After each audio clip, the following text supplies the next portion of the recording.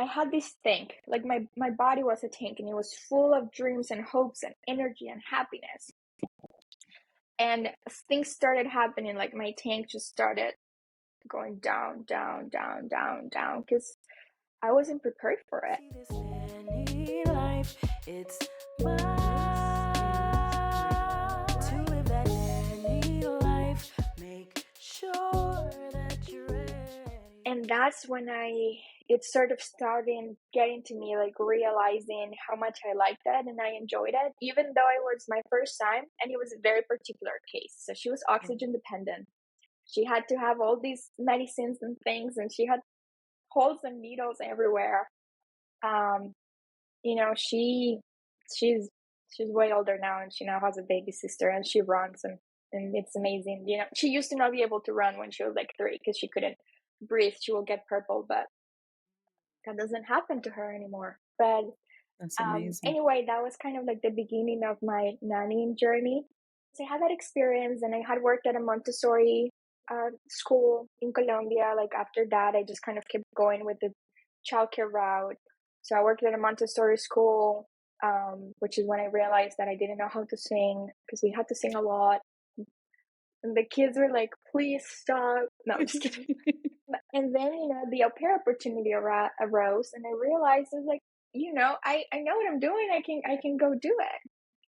And it will be awesome. And I'll do it for some time, and I'll save some money, and I will learn English, and I'll go back home.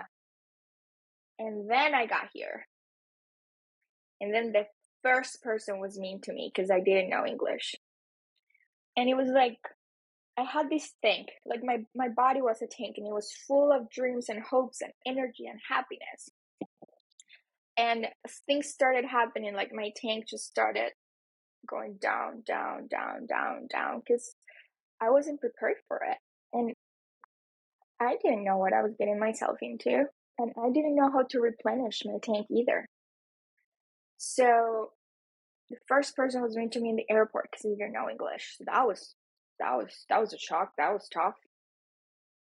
And then my host family had all these expectations for me that were not outlined in the contract. That's not what we discussed. That's not what was said. But I didn't know enough English to say that to them. I didn't have the words. I didn't have the ability to communicate that. I didn't even understand, and I didn't even had full knowledge of what was transpiring. Right. And then a few things have started happening slowly. You know, like I was on the phone with my mom one day upstairs, and my host mom, that's what we call them, host mom and host dad, kind of came up to me, and she was like, hey, if you're going to be speaking Spanish on the phone, we want you in your room. Like, don't be out here. And, you know, my tank kind of, it was more confusing than anything. Because for me, whenever I met somebody that spoke a different language, it sparked curiosity. But for them, it sparked rejection. And that was very hard. That was a hard pill to swallow. And in a way that fueled me to learn English very well, because I didn't want to be in one of those situations ever again.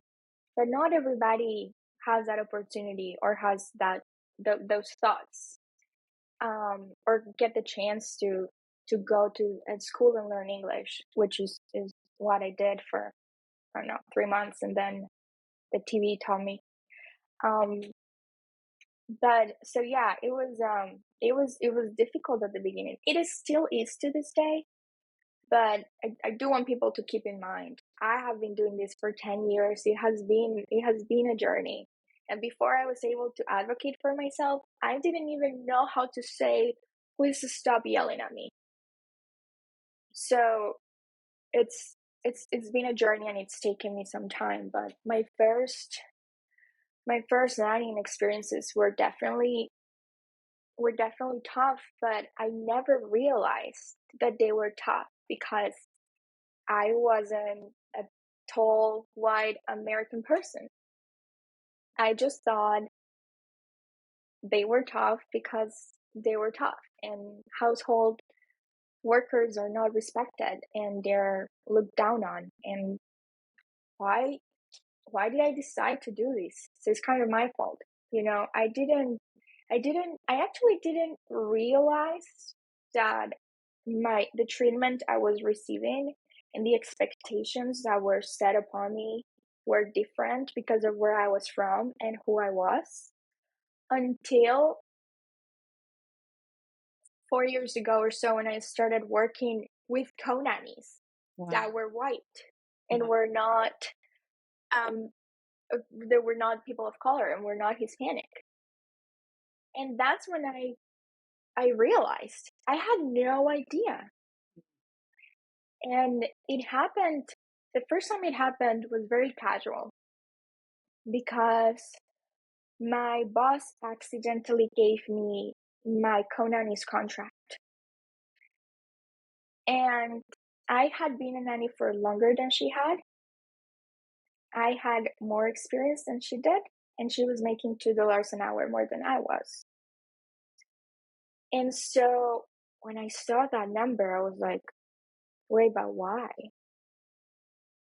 And I I cannot tell you how long I thought of this for. I thought of it for days, and I was just thinking of all the reasons. Like, I just thought of all the reasons. I like did a deep dive on her life, and I was just thinking and thinking and thinking, like, why? Like, is she more educated than I am? Does she have more? There just wasn't a reason. And then it hit me. The only reason is that my bosses can relate to who she is more than they can relate to who I am. It's my